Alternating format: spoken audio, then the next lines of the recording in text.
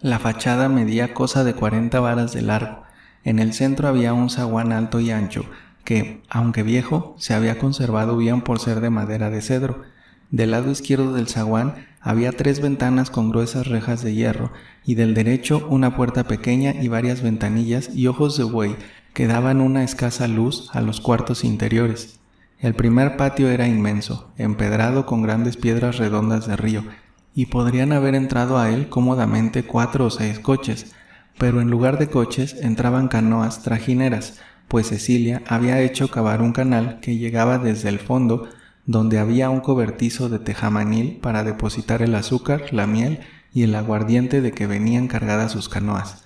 En tiempo de lluvias, cuando se desbordaban las lagunas y la sequía se llenaba, las aguas penetraban hasta el canal de la casa y las canoas podían entrar cómodamente, y cerrada la puerta, flota y mercancías quedaban tan seguras como en el mejor muelle. En tiempo de secas no era esto posible, y las canoas y chalupas quedaban en seco y la gran puerta entreabierta, pues la seguridad de ese barrio era tal que Cecilia había perdido completamente el miedo a los ladrones. Sin embargo, por precaución siempre dormía un remero en una de las canoas, encendiendo antes de recogerse un farolillo con una vela de cebo, que duraba hasta las 11 o las 12 de la noche. Después todo quedaba en silencio y en la oscuridad. El patio, con el canal en el centro y el cobertizo en el fondo, estaba rodeado de cuartos en los que guardaba la fruta. 2 o 3 estaban ocupados con naranjas amontonadas en los rincones, otros con racimos de plátanos pendientes de cuerdas fijadas en uno y otro extremo de la pared, otro con chicozapotes, chirimoyas y mangos, que como frutas delicadas estaban formadas en fila en el suelo en tablones y separadas unas de las otras para evitar el que se pudriesen. En fin, otro y otros llenos de limas, de piñas y de cocos, de granada roja, de jícamas, de zapote amarillo, de papayas, de calabazas, de cuanto produce de aromático y de azucarado la tierra caliente. Y para que no faltase el surtido, había también manzanas, perones, duraznos y otras frutas de tierra fría. La visita a los diferentes almacenes era realmente una novedad. El amarillo dorado de las naranjas, aglomeradas más que en cientos, en millares, el verde tierno y suave de las limas, los plátanos que iban madurando y tomando los colores y cambiantes del carey, los cocos con su vestido de barbas de color indefinible entre carmelita y amarillo, las granadas con sus chapas de color roja sobre el fondo blanquecino o amarillo pálido, las calabazas enormes con su arrugada corteza, toda esa variedad, en fin, de producciones de la naturaleza, recreaba la vista y el olfato con exceso, hasta producir desvanecimientos, y llamaba la atención por la gran cantidad reunida de tantas frutas en la estación del invierno. Algunos extranjeros que visitaban los grandes almacenes de Cecilia no podían creer lo que veían sus ojos. Las naranjas en Inglaterra están cuidadosamente envueltas en papel de China y valen 1 libra esterlina la docena. En Francia, las legumbres y la fruta se venden por peso y no imaginaban tal profusión ni el ínfimo precio a que se vendían. De día estos depósitos estaban abiertos de par en par y los regatones entraban y salían desde las 6 de la mañana para examinar el estado de las frutas y hacer su provisión surtida de cuantas encontraban. A las 10 terminaba la venta. Cecilia atendía a veces este negocio, otras lo dejaba a una de las Marías y ella se iba a presidir el puesto del mercado. De este gran patio, siempre impregnado de tan distintos y fuertes olores, que neutralizaban los muy desagradables que por las tardes suelen venir de las lagunas y pantanos que rodean la ciudad, se entraba a un callejón que conducía a un extenso corral, donde Cecilia tenía gallinas, guajolotes, una puerca con 6 u 8 marranitos que gruñían desde que salía el sol y 2 vacas que le daban leche sobrada para la casa. A este corral seguía otro, con su cerca de adobe muy alta, que formaba parte de la sucia y extraña calle que se ha descrito. La extensísima construcción era toda de adobes, de cascajo, de piedra suelta, de tezontle, vieja, cayéndose aquí, presentando grietas profundas en las paredes, necesitando sostener con madres y puntales los techos de los cuartos y tapar los agujeros y destrozos que hacían los aguaceros en las paredes y cimientos. Cecilia hacía las reparaciones que eran necesarias, pero componerlas radicalmente le era imposible. Los sobrestantes le habían dicho que necesitaría 15 o 20 mil pesos y no era tan rica para eso. Las piezas que ella y las Marías habitaban eran lo menos ruinoso del gran almacén de fruta, una cocina amarilla del humo y no escasa de hollín, con un brasero de extremo a extremo, muy limpio, lo mismo que el suelo, de ladrillos flojos y gastados, sartenes, ollas, cazuelas, sedazos y diferentes trastos de barro vidriado, en tal abundancia que no había lugar desocupado en la pared para colgarlos. Seguía una pieza donde dormían las dos Marías en unos colchones que enrollaban cuando se levantaban y los ponían sobre otros viejos y manchados que pertenecían a la canoa trajinera y que se lavaban y rellenaban a medida que se necesitaban, y en una cuerda fijada en uno y otro extremo de la pared, colgadas las enaguas y ropa de las criadas. La pared descascarada y dejando descubrir sobre las diferentes manos de cal que había recibido, el friso curioso que había atornado esa pieza 80 o 100 años antes. A esta seguía otra muy grande, ocupada con baúles, cajas antiguas y diferentes muebles inútiles, y de esta pieza se entraba la recámara de Cecilia, que era lo mejor. El piso con vigas nuevas y pintadas, al menos cada mes, con zacatlascale, las paredes con una pintura de cal azul pálido, y las vigas viejas, pero limpias, sostenidas por dos gruesas maderas forradas de papel dorado, lujo extraordinario que había costado 10 o 12 pesos a Cecilia.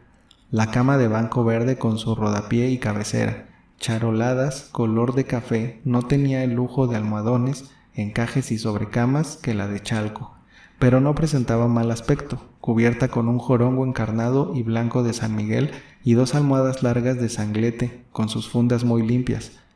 Un canapé y una docena de sillas de tule, hechas por los remeros bajo la dirección de Cecilia, formaban el estrado, y por alfombras, gruesos y lustrosos petates de Xochimilco.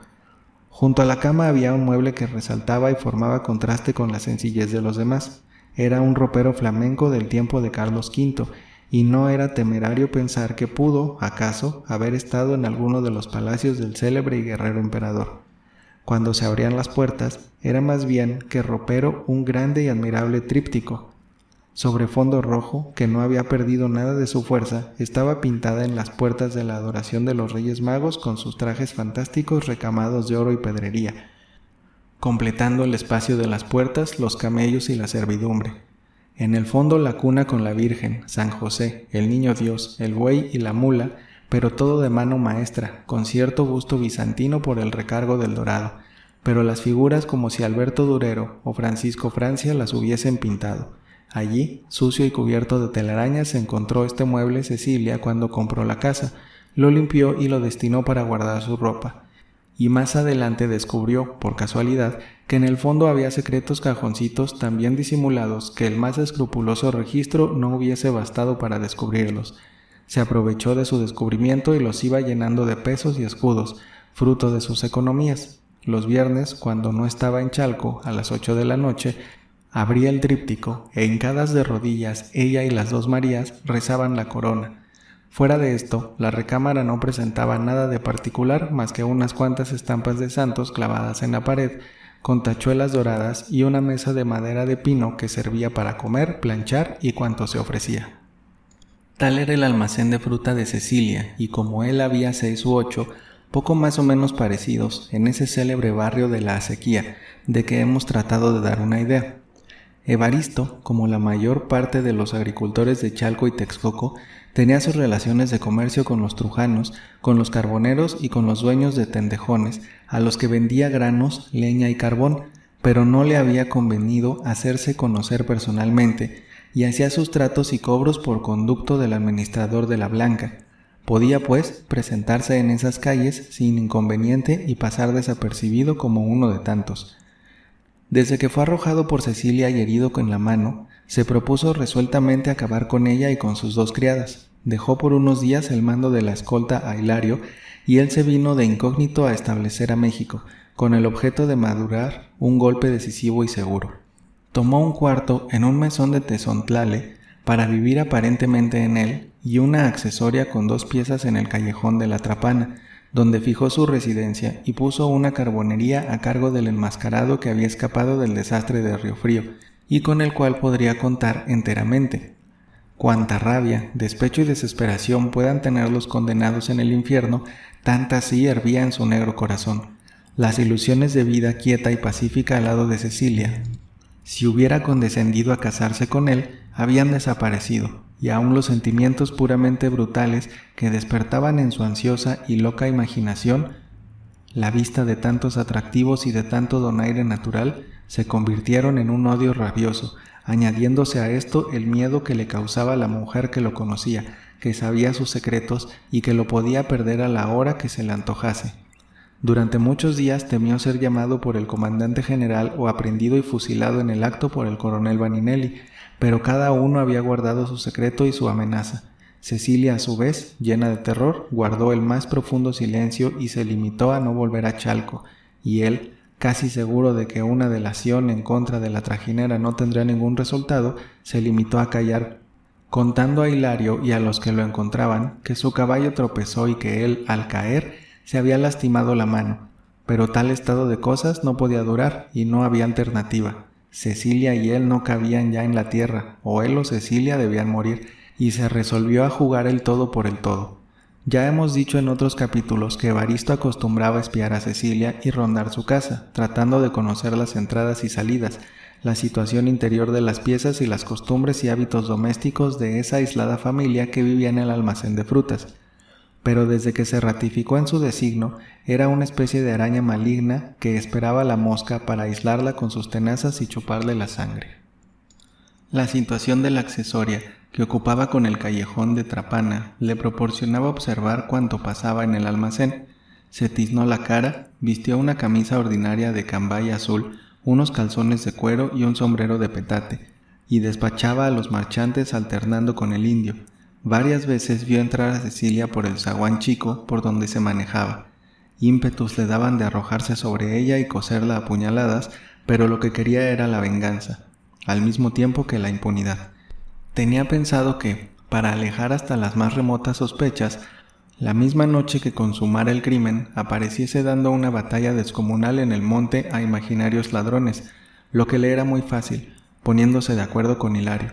Cecilia sería asesinada a la medianoche, él tendría apostado a Hilario con caballos fuera de la garita, saldrían a la madrugada y galopando recio llegarían al monte a las 10 u 11 de la mañana. Fingirían un encuentro y colgarían de los árboles a los 2 o 3 primeros infelices que encontrasen, para que los viesen los pasajeros de la diligencia, y él dirigiría el parte a México, firmando en Río Frío a las 12 de la noche.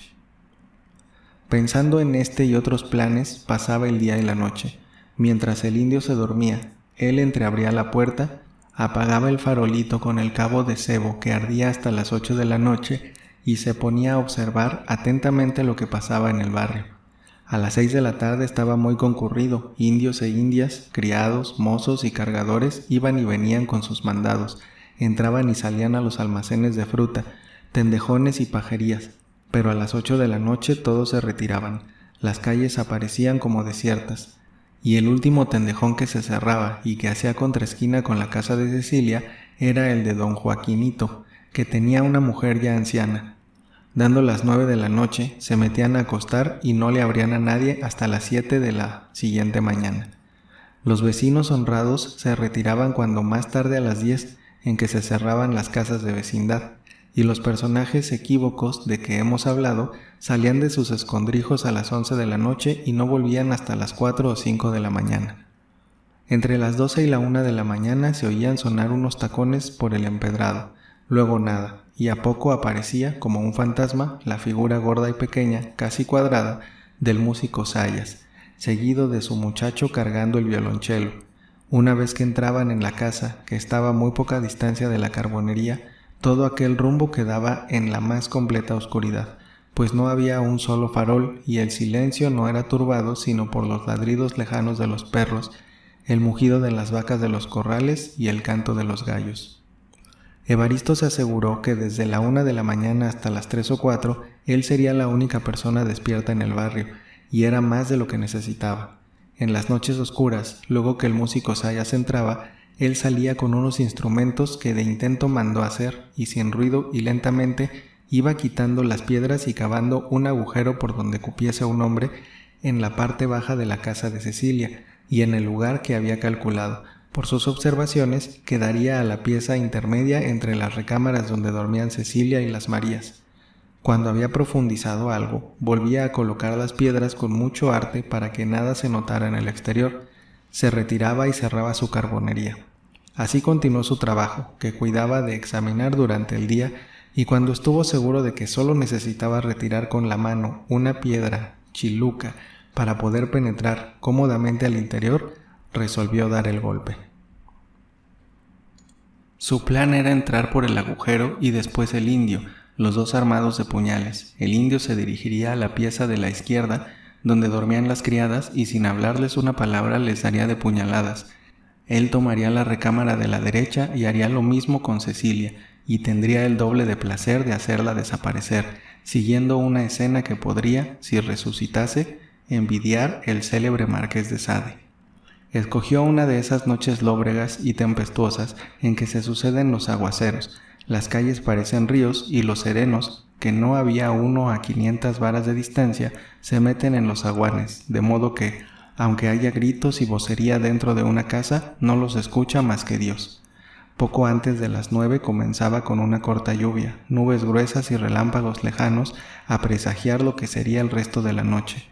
Evaristo salió de la carbonería y se dirigió en busca del indio remero que se quedaba de velador en una de las canoas. Ese remero, los más días, era tertuliano de la carbonería.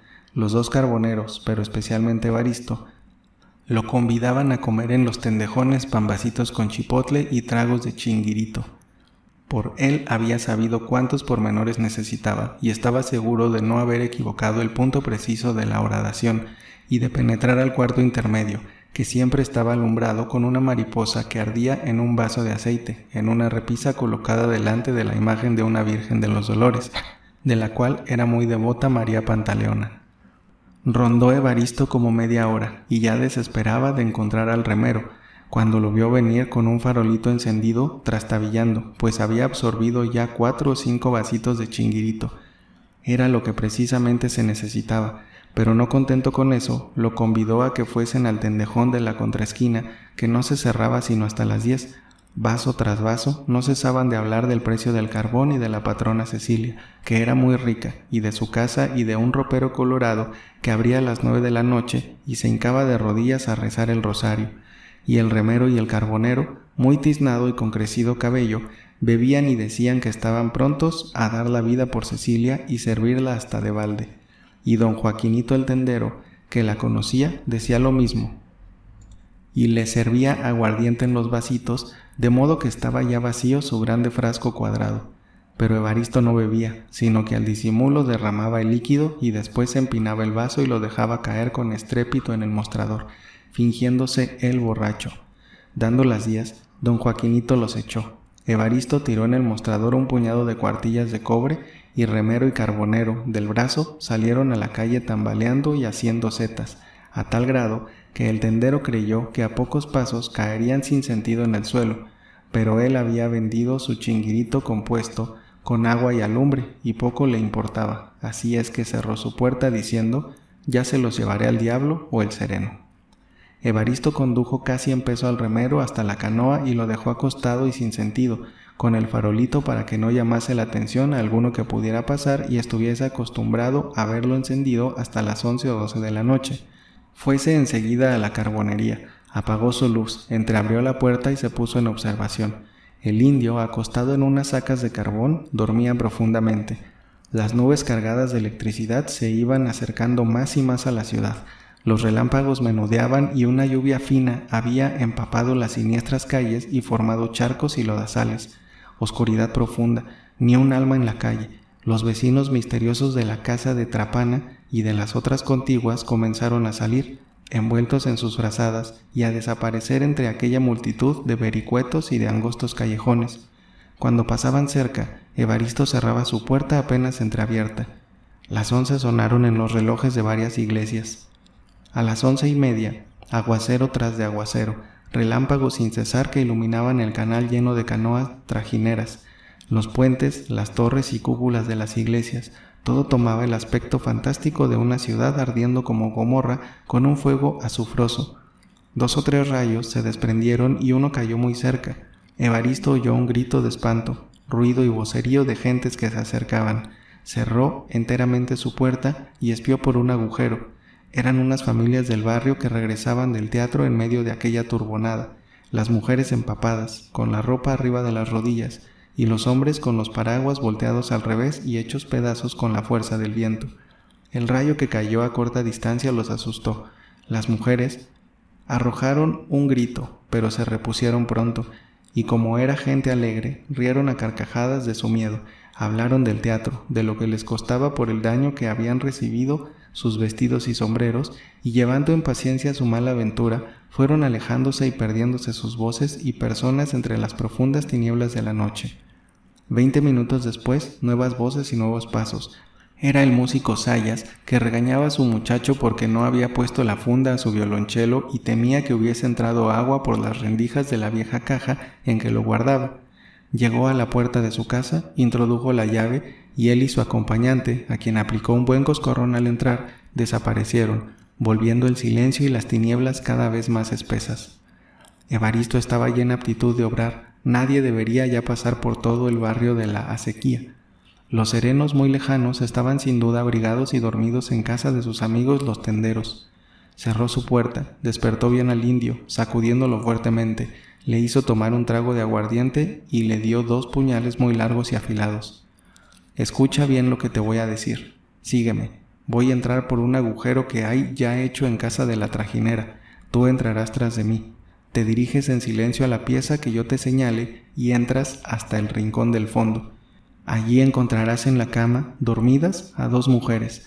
Antes de que puedan despertar y gritar, dales muchas y fuertes puñaladas por la cara, por el pecho, por todas partes, y no ceses de herir hasta que las mates. Si no obedeces, te mato yo esta noche.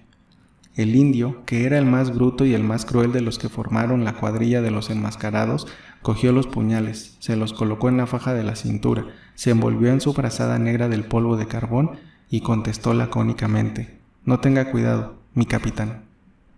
Cerraron la carbonería y salieron con precaución, disimulándose contra las paredes, y así llegaron hasta la horadación.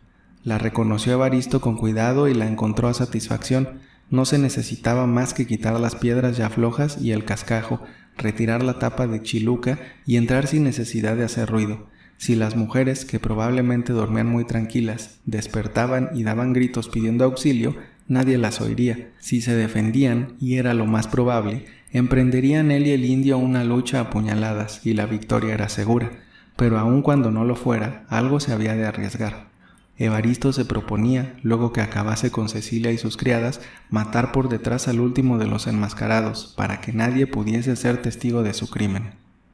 Había ya vaciado con mucho tiento y cuidado el cascajo y piedras, y se disponía a quitar la piedra chiluca para entrar, cuando se acordó del indio remero que había dejado en la canoa y reflexionó que la lluvia y el fresco de la noche podían haber disipado la borrachera, y se levantaría tal vez buscando el farolillo o le daría la gana de rondar por la casa, como era su obligación y se lo había encargado su ama. Dejó al último de los enmascarados cuidando el agujero, encargándole que no se moviese, y él se dirigió a la canoa, que como se ha dicho, estaba en el patio de la casa, a poca distancia de la puerta principal que estaba entreabierta. Las aguas de la acequia, crecidas con las lluvias, entraban a esa especie de muelle y hacían flotar la canoa. Evaristo, con el agua hasta cerca de la rodilla, penetró al patio, subió a la canoa y examinó el estado del remero.